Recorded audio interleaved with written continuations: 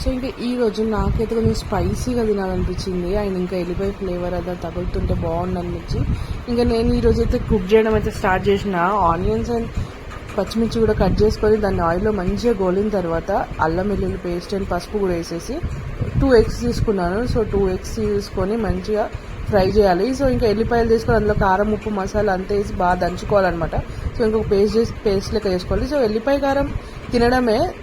So దాంట్లో egg అనమాట. So ఎగ్ని మంచిగా ఫ్రై చేసుకున్న తర్వాత సో ఆ ఎగ్ దాంట్లో ఎల్లిపాయ కారం వేసేసుకొని నార్మల్గా కారం ఉప్పు ఎలా అయితే వేసుకుంటామో సో అలా కాకుండా ఎల్లిపాయ దంచుకున్న కారం వేసేసుకుంటే సో టేస్ట్ మాత్రం అసలు నెక్స్ట్ లెవెల్ అనిపించింది. జ్వరం వచ్చినప్పుడు కానీ లేకపోతే జలుబు అలా వచ్చినప్పుడు కానీ తింటే టేస్ట్ బాగుంది. అసలు నాకైతే హైలైట్ నచ్చేసింది. ఇంకా వేడి అన్నం వేసేసుకొని ఎగ్ కర్రీ వేసేసుకొని తింటే టేస్ట్ మాత్రం అద్దిరిపోయింది. అసలు వీడియో కనుక నచ్చితే లైక్ చేయండి, సబ్స్క్రైబ్ చేయండి. Thank you for watching.